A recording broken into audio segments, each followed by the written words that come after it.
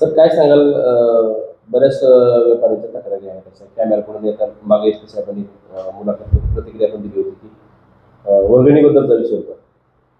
तर काय नेमकं कसं असतं त्याचं नियोजन कसं आहे, पोलीस याच्याबद्दल काय प्रोजेक्ट करतात? मुळात कुठल्याही सामाजिक सण उत्सव यामध्ये वर्गणी अथवा देणगी देणं देणगी मागणं हा एक आपल्या सामाजिक रचनेतला सामाजिक परंपरेतला एक अविभाज्य भाग आहे. परंतु ज्यावेळेस ती देणगी सक्तीची व्हायला लागते किंवा ती वर्गणी सक्तीची व्हायला लागते त्यावेळेस तिचं रूपांतर खंडणीत होतं.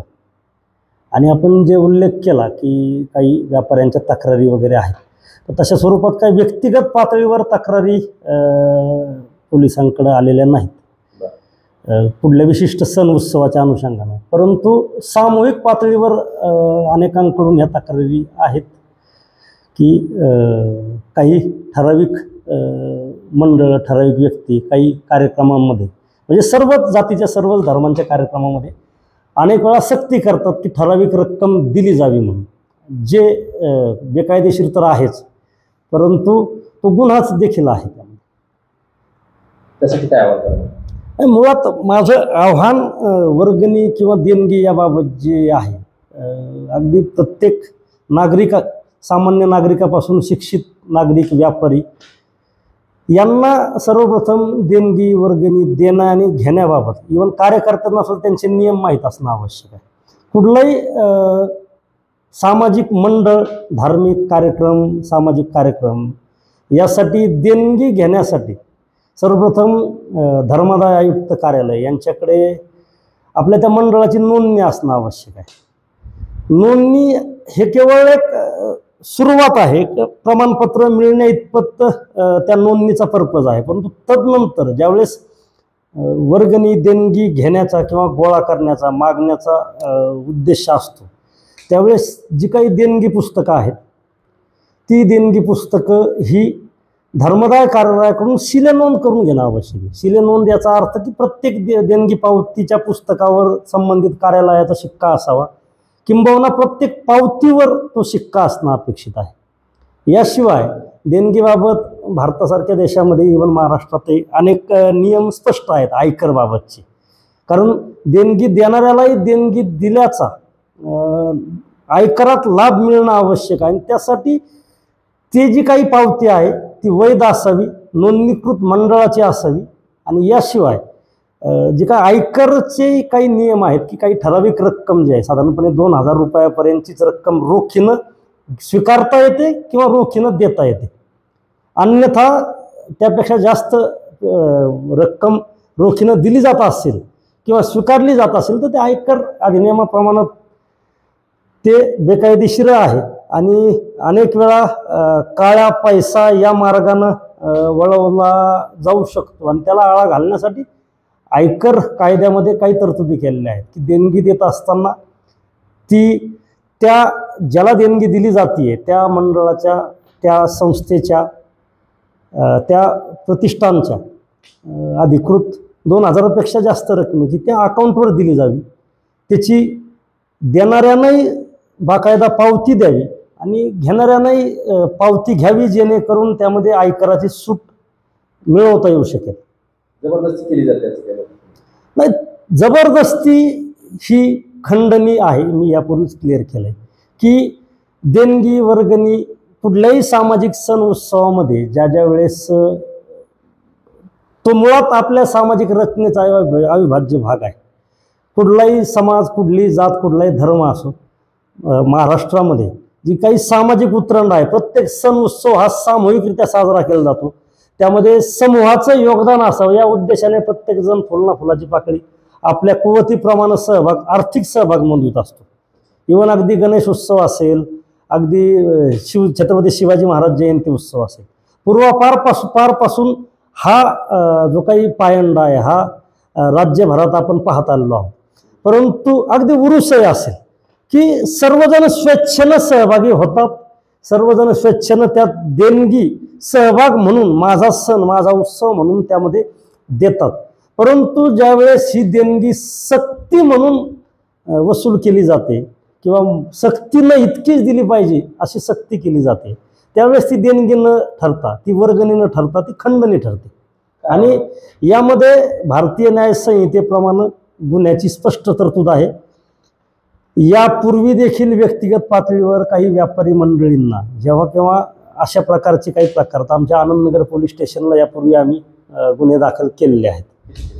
मला वाटतं यावर्षी फेब्रुवारी महिन्यामध्ये अशा स्वरूपाचा एक गुन्हा दाखल करण्यात आलेला आहे. याशिवाय मागील वर्षी मार्च एप्रिल 2024 देखील अशाच वर्गणीच्या कारणावरून पोलीस स्टेशन आनंदनगर या ठिकाणी गुन्हा दाखल आहे. आणि माझं आपल्या माध्यमातून हे आव्हान आहे, अगदी सर्व सण, सर्व उत्सव, कुठलाही सण उत्सव असेल, व्यक्तिगत पातळीवरचे काही एखाद्या मंदिर, मस्जिद, उरूस यांचे काही सप्ते किंवा दर्ग्याचे उरूस असेही कार्यक्रम असतात, त्यामध्येही वर्गणीची अपेक्षा केली जाते. जी की काही अपेक्षा गैर नाही, परंतु सक्ती नक्कीच गैर आणि बेकायदेशीर आहे. आणि त्या माध्यमातूनच मला आपल्याला हे सांगायचं आहे की वर्गणी ज्यावेळेस सक्तीनं मागितली जात असेल, इतकीच दिली जावी आणि तीही विहित प्रक्रिया पार न पाडता त्या मंडळाची नोंदणी आहे की नाही. वर्गणी देणाऱ्या, देणगी देणाऱ्या प्रत्येक व्यक्ती, प्रत्येक नागरिक, प्रत्येक देणगीदाराचा हा हक्क आहे की मी ज्याला देणगी देतो आहे ती संस्था, ते मंडळ हे नोंदणीकृत आहे का, माझ्या त्या देणगी पावतीच्या आधारे मला आयकर अधिनियमाप्रमाणे इन्कम टॅक्समध्ये सूट मिळू शकते का, मी ज्या पावतीच्या आधारे देणगी देतो ती पावती तरी अधिकृत आहे का, नोंदणीकृत आहे का. कारण ती नोंदणीकृत नसेल तर धर्मदाय विभागाकडून त्याचं ऑडिट होणं शक्य नाही. आणि ऑडिट होणं शक्य नाही याचा अर्थ तो दस्तऐवज जो आहे तो बनावट स्वरूपाचा तयार केलेला आहे किंवा तो बनावटच आहे असं म्हणण्यास वाव आहे. मंडळांना ही विनंती आहे आपल्या माध्यमातून की सामाजिक कार्यक्रम जे आहेत, आगामी काळातही अनेक उत्सव आपण साजरे करणार आहोत. येत्या काळात हनुमान जयंती साजरी करणार आहोत आपण, डॉक्टर बाबासाहेब आंबेडकर जयंती साजरी करणार आहोत, नुकतेच महावीर जयंती साजरी केलेली आहे आपण. याशिवाय छत्रपती संभाजीराव महाराजांची जयंती आहे. तदनंतर या वर्षात येणाऱ्या आगामी इतर जे महाराष्ट्राचा सर्वात मोठा सण गणेशोत्सव देखील येतो आहे. तर या माध्यमातून बकरी ईदचाही सण येत्या काळात आपण साजरा करणार आहोत. आणि प्रत्येक सणांमध्ये, प्रत्येक उत्सवामध्ये, सामाजिक उत्सवात कुठल्या ना कुठल्या निमित्तानं वर्गणी असेल किंवा विविध जाती धर्मामध्ये विविध नावं त्याला दिले गेलेली आहेत. एक सामाजिक योगदान म्हणून प्रत्येक नागरिक स्वतःचं आर्थिक योगदान या सण उत्सवात देत असतो. त्यामुळं मंडळांना ही विनंती आहे की देणगी किंवा वर्गणी हे उत्पन्नाचं माध्यम नाही, पैसे कमवण्याचं साधन नाही, तर ते उत्सव, कुठलाही सण उत्सव हा समाजातील तळागाळातील प्रत्येक व्यक्तीपर्यंत जावा. केवळ माझ्याकडे 2-5 पैसे नाहीत म्हणून मला त्या उत्सवात सहभागी होता येत नाही, ही न्यूनगंडाची भावना समाजातील कुठल्याही अगदी तळातल्या घटकात राहू नये. आणि समाजातील मोठ्या घटकातही ही भावना राहू नये की मी काहीतरी देणगी देतोय म्हणून माझाच तो सण आहे, माझाच तो उत्सव आहे, माझीच ती मालकी आहे. हा त्या देणगीमागचा उद्देश आहे. त्यामुळं सर्वप्रथम आपल्या मंडळाची अधिकृत नोंदणी आहे का, आपण ज्या पावत्या देत आहात त्या पावत्यांची नोंदणी, पावती बुकाची शिलेनोंद आहे का, त्या पावती बुकावर आणि पावती बुकातील प्रत्येक पावतीवर धर्मादाय विभागाकडून शिलेनोंद केलेली, अर्थात शिक्के मारण्यात आलेले आहेत का, जी काही विशिष्ट रक्कम आयकर अधिनियमाप्रमाणे ठरवून दिली आहे त्यापेक्षा जास्त रकमेची जर रोखीनं देणगी स्वीकारली जात असेल तर देणारा आणि स्वीकारणारा दोघंही आयकर अधिनियमाप्रमाणे दोषी आहेत. आणि सक्तीनं देणगी स्वीकारणं हा तर फौजदारी पात्र अपराध आहे.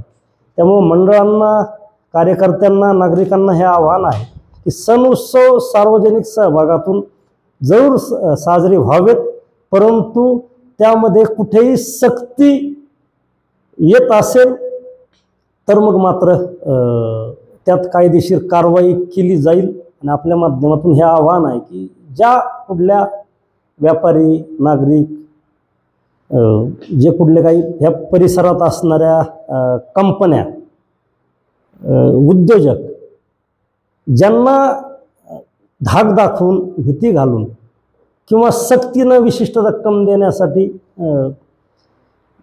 धमकवलं जातं, सक्ती केली जात असेल तर आपल्या माध्यमातून आव्हान आहे की त्यांनी समोर यावं. कारण कुठल्याही शहराची, कुठल्याही समाजव्यवस्थेची भरभराट तेव्हाच होते जेव्हा कुठलेही उद्योग धंदे हे सुरक्षित वातावरणात त्यामध्ये त्या ठिकाणी वाढतात.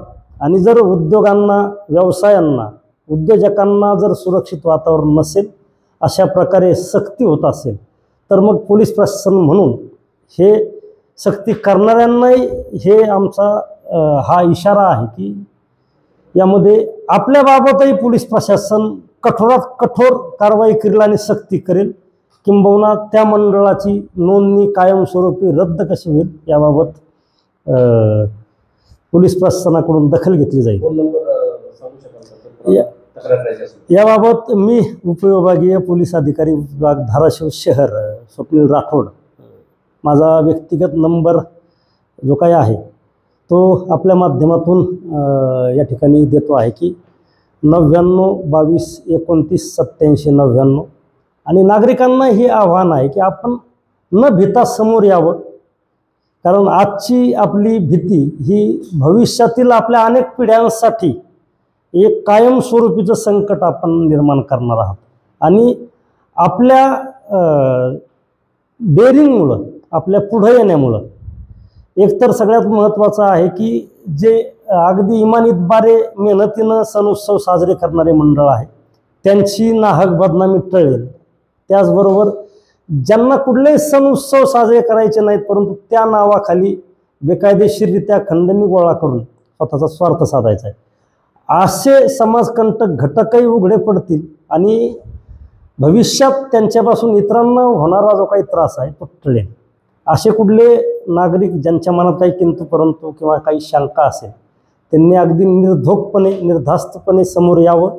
त्यांच्या सुरक्षेची जबाबदारी पोलीस प्रशासनाचा एक जबाबदार घटक म्हणून मी आश्वस्त करतो की त्यांना त्यांच्या उद्योग व्यवसायासाठी किंवा त्यांच्या व्यक्तिगत आयुष्यातही केवळ पुढे आले, तक्रार दिली, आवाज उठवला म्हणून कुठल्याही प्रकारचा त्रास होणार नाही याबाबत मी नक्कीच आश्वस्त आपल्या माध्यमातून करतो. धन्यवाद.